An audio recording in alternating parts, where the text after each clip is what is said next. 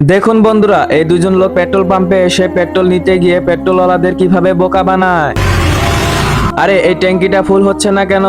আরে ভাই, আমরা কিভাবে জানবো? আমাদের শুধু ট্যাঙ্কিটা ফুল করে দাও। আরে ভাইজান, আমি তো আপনার সামনে ট্যাঙ্কিতে পেট্রোল ঢালতেছি আর আপনাদের বিল 2300 টাকা হয়েছে, তাড়াতাড়ি টাকা বের করেন। হ্যাঁ, আরে ভাইজান, আমি দেখতেছি ট্যাঙ্কিতে এক ফুটও পেট্রোল নেই, তাহলে সব পেট্রোল কোথায় চলে গেল? আরে ভাইজান, আপনি তো একজন শিক্ষিত লোক, দেখুন মেশিনে লেখা আছে 2300 টাকার পেট্রোল দেওয়া হয়েছে আপনার বাইকে। আরে ভাই, তাড়াতাড়ি টাকা দেন। আরে ভাই, আমি তো শিক্ষিত লোক, কিন্তু তুমি ট্যাঙ্কিটার ভিতরে দেখো, একটু কি পেট্রোল দেখা যায়?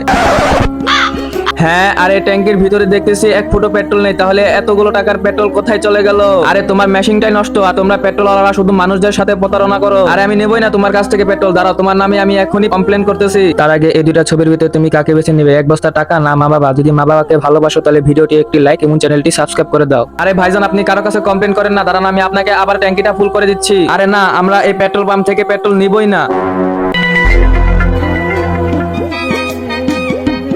মালিক, আমার মনে হচ্ছে আমাদের পেট্রোল পাম্পের মেশিনটা নষ্ট হয়ে গিয়েছে। কেন, মেশিনের আবার কি হলো?